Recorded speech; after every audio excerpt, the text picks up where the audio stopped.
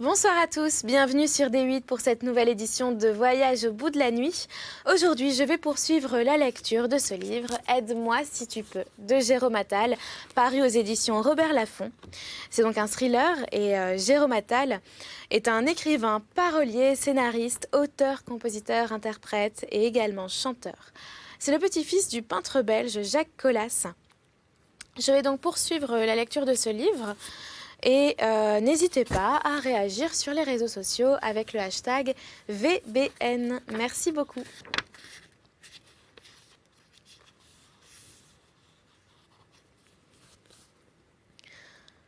Je donnerais n'importe quoi pour être téléporté un après-midi d'hiver à jouer avec un circuit majorette dans la chambre d'un copain. Et que l'on sonne à la porte de sa maison et que ce soit mon père qui vienne me chercher pour aller dîner. La différence de température avec l'extérieur et l'odeur ambiante, chaleureuse et néanmoins distincte dans les deux maisons, avec pour refuge naturel celle qui est mon foyer. Ok, si ça te fait plaisir, c'est une majorette avec des seins en forme de looping, reprit Bernard au bord de l'extase. Et le type là, le Maccabée, ça le tue de ne pas avoir assisté au défilé à cause de son cours de guitare. Je notais sur l'un des fins carnets Moleskine que je trimballais avec moi en permanence les mots « dardard » et « cours de guitare ». Puis j'essayais de recadrer. Ok, la fille est majorette. Mais comment expliques-tu la corde de Ré? Ben, ça, je sais pas.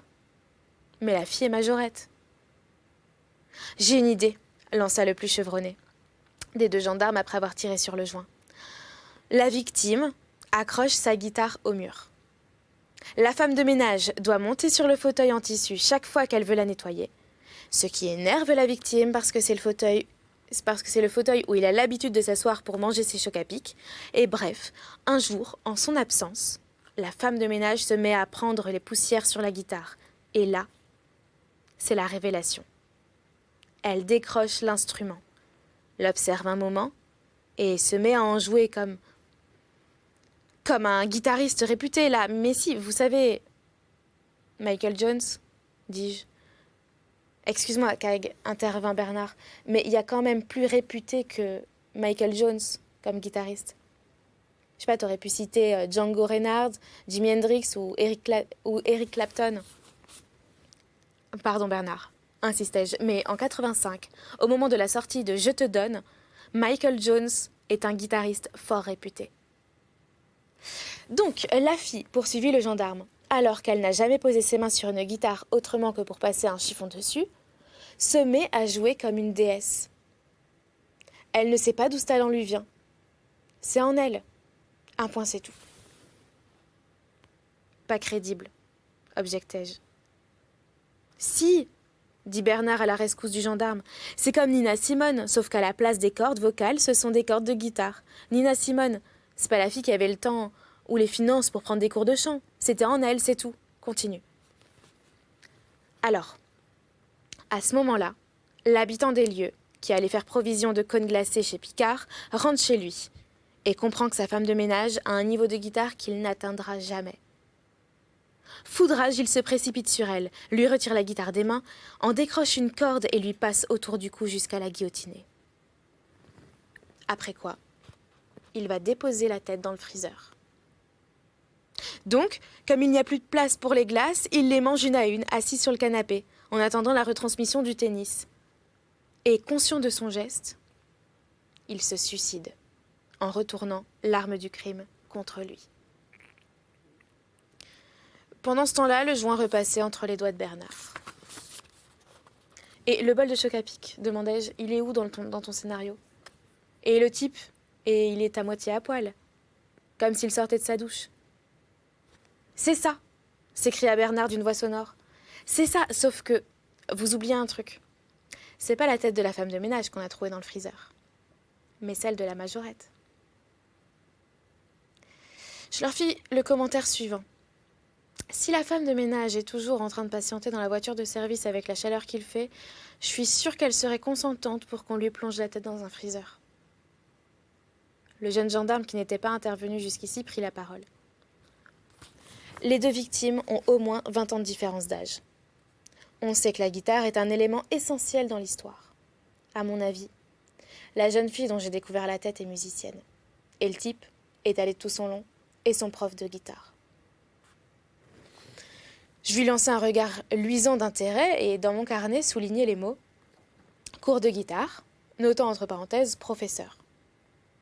Encouragé par l'attention que je portais à sa théorie, il continua. Le prof est secrètement amoureux de son élève, depuis la première fois où il l'a vue. Elle cherchait à prendre des cours pour améliorer son niveau et avait répondu à une annonce sur Internet. Au départ, ils ont commencé à communiquer par webcam. Et puis, ce professeur a pris de l'importance dans sa vie à mesure qu'elle progressait dans la pratique de son instrument. Chaque soir, quand elle rentrait du lycée, au lieu de partager des photos et de communiquer avec ses copines sur les réseaux sociaux, elle se connectait sur Skype pour se réfugier dans ses cours de guitare. Ils ont vite débordé du sujet qui les réunissait à l'origine et l'homme a fini par devenir son confident. Au bout de quelques semaines, il a proposé qu'elle vienne boire un verre chez lui. Ok, je vois. Même genre de sadique que d'habitude, martela Bernard. Et alors m'impatientai-je. Et alors dit le jeune gendarme en réclamant le joint et tirant une nouvelle fois dessus. Et alors la guitare est habitée par l'esprit de Michael Jones. C'est une guitare mortelle, envoûtée. Quand elle voit la fille, elle devient jalouse, lui envoie ses cordes à la figure et la décapite. Même tarif pour le prof. Je capitulai. Le jeune gendarme termina son récit dans un mélange d'hilarité et de tristesse avant de retomber d'un seul coup dans un silence mutique. La fin, bien sûr, ne tenait pas la route. Même si elle aurait pu faire l'objet d'un scénario remarquable tourné par le cinéaste John Carpenter, qui avait réalisé une série de films fantastiques dans les années 80, au nombre desquels Fog en 80, New York 97 en 81, The Thing en 82, Christine en 83 et Invasion Los Angeles en 88. On frappa à la porte. Les journalistes étaient-ils déjà à nos trousses? Je brassai l'air pour dissiper la fumée plutôt que les malentendus qui arrivent souvent avec la presse et me levai pour aller ouvrir. La silhouette frêle et magnétique de Prudence Parks se découpait sur le perron. « Vous aviez raison, me dit-elle, la femme de l'appartement d'en face. Elle a vu quelque chose. » Chapitre 7. Qu'est-ce qu'elle a repéré? Dis-je. D'étranges va-et-vient? Elle s'est fait pénétrer par l'homme invisible? Faut dire que j'étais encore sous l'emprise de la bœuf. Et le sourire idiot qui accompagnait mes paroles n'eut pas l'air de produire un effet transcendant sur le mental de Miss Sparks. Elle se contenta de rugir pour elle-même dans un mimique aussi effrayante que le bâillonnement d'un lion qui, après vous avoir fixé un bon moment, préfère vous délaisser pour un morceau de steak. Elle me raconta que la vieille dame avait repéré, une dizaine de minutes avant l'arrivée des gendarmes, un inconnu occupé à faire les 100 pas sur le trottoir. Il paraissait fébrile, à l'affût d'une idée fixe. L'un des enfants de la concierge, qui tapait dans un ballon à ce moment, avait malencontreusement envoyé le ballon sur la cuisse de l'homme, qui avait aussitôt sorti de sa poche un couteau à cran d'arrêt, et en avait assoné plusieurs coups au ballon, avant de le rendre à l'enfant. L'homme était grand et mince. Il portait un costume léger, un chapeau de style Panama et des bottines vernies, italiennes. La vieille dame se rappelait leur origine parce qu'elle les avait vus sur un site marchand, souhaitant offrir un modèle similaire à son fils. Mais ce n'était pas dans son budget. Son fils travaillait dans l'hôtellerie. Il avait besoin de bonnes chaussures, élégantes, confortables et solides, pour ses allées et venues lors des différents services. Pour se sentir bien dans ses pompes, comme on dit. Bref, elle vous a raconté sa vie, dit Sparks. En même temps, j'imagine qu'il est difficile d'entendre les mouches voler dans un appartement habité par la femme de Miyagi. En temps normal, j'aurais enguirlandé ma coéquipière pour avoir gaspillé son temps précieux à écouter un vague témoin pérorer sans fin. Mais primo, cela avait fait mon affaire que la vieille ait capturé Sparks dans ses griffes, et deuxio, je venais de blêmir d'effroi en écoutant son récit. Identifiant, dans la caricature qu'elle venait de dresser de cet homme mince aux bottes italiennes, Nul autre que l'élégant, le tueur imprévisible à la solde du souterrain stellaire. Que diable fabriquait-il sur les lieux d'un double homicide, 1 heure avant mon arrivée? Avait-il un lien avec ces assassinats? Ou était-il uniquement sur mes traces? Et si tel était le cas, comptait-il réellement me liquider pour le compte d'une secte, aujourd'hui dissoute? Il existe des êtres dont la rancune est inépuisable. Il allait falloir que je reste sur mes gardes, ou que j'anticipe sévère. « Vous n'êtes pas bien, capitaine Caglia ?» me demanda Prudence. « Ça n'a pas l'air d'aller. » Elle posa une main frêle sur mon épaule qui transforma à l'espace d'un instant en un perchoir pour la plus douce des mésanges. Dans le séjour du pavillon, Bernard et le plus âgé des gendarmes émergeaient peu à peu de leur nuage. Le jeune qui avait découvert la tête de la jeune fille dans le congélateur était prostré sur le canapé. Subitement, il se mit à pleurer comme un bébé, en hurlant à travers ses larmes que le monde était atroce. Un tas d'immondices, que le mal et le bien n'arrêtaient pas de se tirer à la bourre.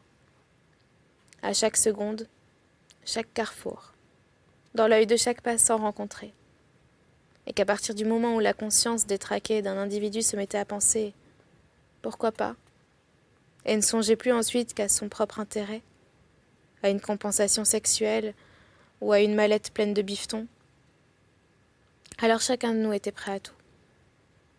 Même à découper la tête d'une innocente jeune fille et à la ranger dans le freezer d'un pavillon de banlieue. « Ne vous méprenez pas. Ce ne sont pas des aveux, dis-je à l'attention de Prudence Parks qui auscultait d'un œil étrange le jeune gendarme. C'est juste qu'il a un grand coup de blues. Sa première tête coupée pour un flic, c'est comme franchir le mur du son pour un aviateur, ou passer le cap Horn pour un marin. Ça secoue. Je chargeai Sparks de passer les coups de fil nécessaires pour vérifier si personne n'avait indiqué la disparition d'une jeune fille dans les derniers jours, les dernières semaines, ou retrouvé dans son jardin un cadavre sans tête, façon bonhomme de neige, en plein début des vacances d'été. Or, comme j'étais plutôt perturbée par l'irruption de l'élégant à 2 encablures d'un lieu où je me trouvais, je demandai à la jeune Anglaise de me rendre un service. Me prêter sa Mini Cooper, prétextant une course urgente, l'affaire d'1 heure ou 2. La tête me tournait et je ressentais comme un blocage au niveau des poumons, prêt à suffoquer. Je dévalai les marches du pavillon, pressai le pas, sur la terrasse et traversai la rue, en m'épongeant le front du plat de la main. Une fois à l'intérieur du véhicule, je branchai la climatisation. Et pour éviter la crise de panique, comme d'autres psalmodient un mantra ou pratiquent quelques exercices élémentaires de yoga, je me récitais tous les participants à l'émission Champs-Élysées du 7 avril 84, avec au programme et par ordre d'apparition Jean-Jacques Goldman, Bananarama, Jacqueline Maillan, Alain Souchon, Isabelle Aubray, Aldo Machon, Nino De Angelo, Michel Leb, qui fait le chinois, Macha Béranger, Michel Piccioli et, last but not least, le groupe suédois ABBA. À l'abri des vitres teintées de la voiture de Sparks, je vis d'autres véhicules obliqués dans le périmètre, des renforts de police, des types du bureau du procureur et puis les premiers médias, dont la journaliste du Parisien Haute-Seine, qui commençait toutes ses relances par « Et donc, concrètement ?» sans doute attirée par le tohu-bohu des sirènes ou alertée par le coup de fil citoyen d'une mamie gâteau. Au ralenti, je me cognai la tête contre le cuir du volant. Puis, me redressant, mon regard se fixa sur un panneau déroulant, flanqué dans le paysage urbain comme un tableau adhésif, dans une chambre d'écolier en désordre. La publicité, pour le dernier parfum Guerlain, fit place à une affiche qui m'était familière depuis mon retour à Paris. Un signe, une apparition. C'était la réclame pour la galerie marchande en bordure du périphérique ouest, avec la jeune femme sublime qui vous invitait à venir l'y rejoindre. Je ne sais pas ce qui me prit, mais J'avais une envie dingue de revoir cette fille, d'évacuer le mal de vivre dans les parages de la beauté. Je démarrai la Mini Cooper Countryman et rejoignis le boulevard Richard Wallace jusqu'au fleuve, puis empruntai la voie sur berge qui remonte vers le quartier de la Défense et coupait à travers Neuilly pour atteindre le boulevard Bineau. Arrivé dans l'antre du centre commercial, je garai la voiture de Sparks directement dans le parking souterrain. Les pneus crissaient sur le revêtement neuf et me dirigeai d'un pas pressé jusqu'aux escalators, jetant des regards par-delà mon épaule pour vérifier que je n'étais pas suivie par un grand type aux chaussures italiennes, impeccablement vernies. Je décidai de me mêler aux clients et d'arpenter l'une des galeries principales, m'arrêtant un moment devant la vitrine où étaient exposés les derniers modèles de téléviseurs de la marque Bang & Olufsen. Écran superbe, il va sans dire. Très compétent, ce Danois. Cela aurait été génial de posséder ce genre de matériel pour visionner à nouveau le but de Gary Lineker contre la Pologne pendant la Coupe du monde de foot de 86. Les footballeurs étaient de vrais gentlemen à l'époque. Et Lineker, le plus grand de tous sur le terrain. Aujourd'hui, ça servait à quoi de posséder chez soi des écrans géants pour voir un type se comporter comme une brute égocentrique et cracher toutes les 3 minutes sur la pelouse de manière aussi réaliste que si c'était dans votre assiette ou sur le tapis du salon. Sûr que si j'avais eu les moyens de m'offrir un écran Bang & Olufsen, ça aurait été pour revoir tous les matchs avec Gary Lineker. Mais pour ça, il aurait fallu que je fasse comme le petit malin des stupes qui s'était fait la belle du 36 quai des Orfèvres, avec la cocaïne maudite, expédiée des Antilles. Ou alors, ce qu'il aurait fallu faire si j'avais eu l'argent suffisant pour la télé de mes rêves, c'est jouer un 3x2. Je m'explique. J'aurais regardé sur mon Bang & Olufsen, en mangeant de la Ben & Jerry's, un épisode de Simon & Simon. La vision d'une personne qui vous plaît, c'est comme battre un record personnel de saut en longueur dans son propre quotidien.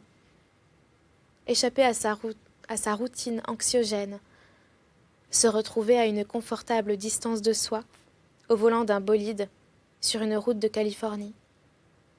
Sans prendre l'avion et risquer de se liquéfier à chaque trou d'air en partant réellement pour la Californie.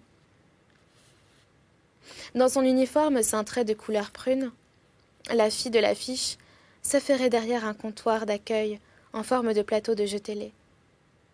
J'aimais la façon dont elle avait attaché ses cheveux longs, châtain clair. Ça m'aurait procuré de longues minutes de délices à les dénouer. Même au moyen de la fourchette à spaghettis en plastique, offert avec le numéro de Pif Gadget de la première semaine d'octobre 81. M'approchant au plus près de son stand, je repérais le badge épinglé à sa veste sur lequel un prénom était imprimé en majuscule, Natacha. Natacha m'adressa un sourire prodigieux, des yeux brun-vert fantastiques et des dents d'une blancheur intense. Je n'avais aucune idée précise de ce que j'allais lui dire. Tout ce qui me montait aux lèvres, c'est que, dans cette kermesse de crimes et de délits qui tissait mon quotidien, me tenir un instant à côté d'elle me procurait l'effet le plus miraculeux des baptêmes, du plus inattendu des bains régénérants. Pour dire de jolies choses, quand vous êtes happé par la grâce, il y a un canal qui remonte directement au cœur des lèvres. Sauf que, je ne sais pas ce qui m'a pris. Même si l'image était plutôt solide et convaincante, tout ce que j'ai trouvé à dire quand je me suis enfin postée face à elle, c'est « Votre apparition, mademoiselle, c'est comme le plus merveilleux des lavements. » Ça a fait patatras alors qu'il y aurait dû avoir des étincelles entre nous. En fait, sous le coup de l'émotion, il y a un truc qui avait cramé dans mon cerveau et j'étais passée directement de bain à lavage, puis à lavement. La jolie fille du centre commercial n'a pas dû saisir la teneur de mes propos parce que, sans se démonter, elle s'est mise à réciter son texte. À faire le job. En vrai professionnel. Ils avaient bien fait de la choisir pour l'affiche. Voulez-vous un renseignement sur l'une de nos 102 boutiques ou bien la carte privilège qui autorise à partir de 15 € d'achat l'accès libre au parking souterrain? Décontenancée, je commençais à remplir la fiche d'inscription pour la place de parking. Et c'est comme une boule de flipper qui roule. Le téléphone se mit à brailler dans ma poche. Numéro de portable étranger. Je fis un geste d'excuse à l'attention de la jeune femme et courus m'asseoir sur l'îlot de fauteuil club installé parmi un carré de plantes vertes sous l'un des escalators. Pas grave si je devais une nouvelle fois différer le moment d'entamer une conversation sérieuse avec la femme de ma vie. Parfois, la distance pour atteindre les lèvres d'une personne qui nous plaît est plus longue qu'un trajet Paris-Venise à cloche-pied. Et encore en passant par les Alpes. Au bout du fil, j'identifiai la voix de Prudence Sparks. « Capitaine Caglia, vous aimez les puzzles ? On a ramassé un cadavre sans tête sur les berges de la Seine, à côté de Bougival. Ça peut correspondre à notre double homicide. On se retrouve sur les lieux ?» La flic anglaise prenait de l'initiative et j'aimais ça, chez les femmes. Du moins uniquement chez les femmes qui me plaisaient. Sinon j'avais la sensation d'être poursuivie, harcelée aussi ignoblement que par un tueur à la solde du souterrain stellaire. Autre chose, capitaine ? Disparition non élucidée en Île-de-France. Je me suis fait envoyer le fichier par email. On a une jeune fille qui a disparu en mai dernier. Au départ, sa mère a cru à une fugue, prétendant que sa gosse devenait intenable ces derniers temps, qu'elle ne supportait pas son nouveau compagnon et qu'elle était sans doute allée rejoindre le père qui vit en Espagne, du côté de Malaga. Mais fausse piste. Le père a déclaré n'avoir pas vu sa fille depuis 2 ans et la police espagnole qui a planqué devant chez lui n'a décelé aucune présence de la gamine. Vous avez un nom ? Oui, elle s'appelle Tamara. Tamara Georgin, 17 ans, domiciliée dans les Yvelines. Chapitre 8. La veille d'échapper à sa classe et de s'enfuir à toutes jambes par l'un des sentiers de la forêt, les oreillettes branchées à son téléphone, diffusant un live du groupe Placebo.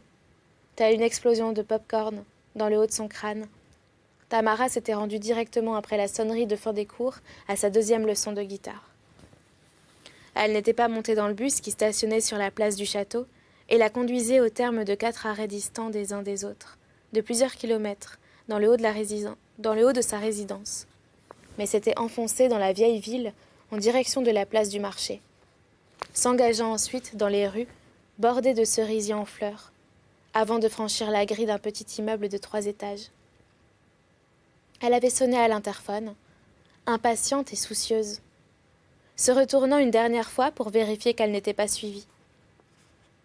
L'inconnu qu'elle avait rencontré en vitesse à sa pause déjeuner pour lui acheter une figurine à l'effigie d'un des Beatles lui avait lancé un regard effrayant. Sur toute une longueur, elle avait senti la pression malfaisante de Brandon, ce garçon de sa classe qui l'avait forcée à faire une chose triste et dégoûtante. Sans doute banale à pleurer, mais qui depuis lui ravageait le système nerveux. Parfois elle n'y pensait plus, d'autres fois elle tremblait de tout son être sans en déceler d'abord la cause, avant que l'incident en question ne revienne lui obstruer l'esprit comme en d'autres circonstances. L'absorption d'un muffin imprévisible pouvait balafrer et engorger son estomac. Brandon bénéficiait d'un crédit incommensurable auprès de ses camarades depuis le jour où, sous le coup de la colère, il avait lancé un disque d'athlétisme dans le dos de la prof de gym, touchant l'une de ses omoplates. Il avait été radié sans sommation de l'établissement scolaire, une sanction nette et franche, avant que le conseil de discipline ne réexamine son cas et ne le réintègre. Le discours officiel consistant à dire que ce serait bien la première fois qu'on lui donnait une seconde chance. D'autant que Brandon avait exprimé des remords sur son geste impulsif et s'était fendu d'une lettre d'excuse sans faute d'orthographe, relue stylo en main par son prof principal, à l'attention de la victime. Néanmoins, les remords opportuns formulés dans cette affaire ne semblaient guère atteindre sa galaxie. Quand il avait conduit par ruse 2 semaines après son retour, Tamara Georgin dans le local qui servait de vestiaire de gym, pour la forcer à caler sa tête contre son entrejambe. Depuis, il n'arrêtait pas de suivre et de harceler la jeune fille, sur un mode bizarre, comme si son acte stupide et brutal lui donnait son ascendance quasi amoureuse. Sans ressentir de mépris pour elle, ou ce mélange d'attachement et de dédain qui lui permettrait de recharger les batteries de sa haine, il commençait à se sentir obsédé par Tamara, d'une manière tout autre que l'obsession qu'il taraudait sous le niveau de la ceinture. Lorsque le samedi soir, sa mère s'exaspérait de le voir tourner en rond et lui demandait s'il n'avait pas une petite amie ou une camarade de classe avec qui aller au cinéma, tout de suite c'est à Tamara qu'il pensait. Quand de la vitrine de la voiture de son père qu'il conduisait au lycée tous les matins, 1 heure avant le début des cours pour lui permettre ensuite d'arriver à l'heure à son travail, et que Brandon tuait le temps au café, les yeux dans le vague, commandant sa première bière de la journée, il tombait sur une annonce publicitaire pour la fête des loges. Il se disait que si Tamara n'était pas partie en vacances au mois de juillet, il lui proposerait d'aller faire un tour de manège ascensionnel en sa compagnie. Étrangement donc, il lui venait des idées romantiques, comme des personnes sensées ont parfois des absences. Sa nouvelle lubie, c'était de suivre Tamara après la classe, jusqu'à l'arrêt de son bus, et de la convaincre de prendre le suivant pour l'entraîner dans la forêt. Il y pensa dès le début de la journée, au moment de sa première bière dans ce café quelconque en face du lycée. Bien sûr, il aurait aimé plus que tout répéter l'acte du vestiaire à l'abri des regards, dans un fourré, derrière un bosquet. Mais sur le trajet, il aurait pu également tenter de lui parler, d'apprivoiser quelque chose de supérieur à la rudesse d'un rapport forcé, quelque chose qu'il envisageait encore comme une planète inconnue, inaccessible et effrayante. Sans se l'expliquer, ce qui a empêché Brandon de considérer Tamara comme une poupée cassée, un jouet qu'il avait lui-même rendu utilisable à merci et fêlé de l'intérieur à jamais, c'est qu'il restait fasciné par son mystère. Le mystère qui se dégageait de cette fille. Quelque chose d'impalpable et d'iridescent à la fois, qu'on ne pouvait pas obtenir en partage par la force, ni l'astreinte, et encore moins quémander, ou alors suéter pour, comme exiger du plus resplendissant des papillons, qu'il se pose sur commande et sans artifice, en un battement d'ailes, dans la paume de votre main. En cette fin d'après-midi de printemps, il la suivit au travers des ruelles animées du centre-ville, se fit distancer sur la place du marché, parce qu'il rencontra un prof qui le retint 3 minutes, en lui affirmant qu'il était particulièrement heureux de sa réintégration, que c'était l'occasion ou jamais de prouver à tout le lycée qu'il était un honnête garçon, l'occasion inespérée de se propulser dans le clan des travailleurs. Propulser, vous voulez dire, comme un disque lancé dans une omoplate. Percevant son agacement, le professeur ne lui avait pas tenu la jambe plus longtemps. « Je sens que vous êtes pressé, mon jeune ami. Je ne vous retiens pas davantage. Nous nous verrons mardi prochain en cours. D'ici là, ne gâchez pas votre chance. Vous connaissez le proverbe. La chance aide parfois. Le travail toujours. » Brandon écumait. C'était quoi ces conneries? Est-ce que son père, qui trémait comme un chien pour un salaire de misère depuis des années, du lundi au vendredi et parfois le samedi, s'en sortait mieux qu'un type qui aurait eu la chance de gagner une grosse somme d'argent sans rien glander? Des conneries pour ceux qui avaient du temps libre, pour les mémoriser, les proverbes. Et c'est là-dessus que nous allons arrêter cette lecture pour aujourd'hui. J'espère que vous l'avez apprécié. N'hésitez pas à réagir sur les réseaux sociaux avec le hashtag VDN. Je vous souhaite une très bonne soirée ou une très bonne nuit et à très bientôt.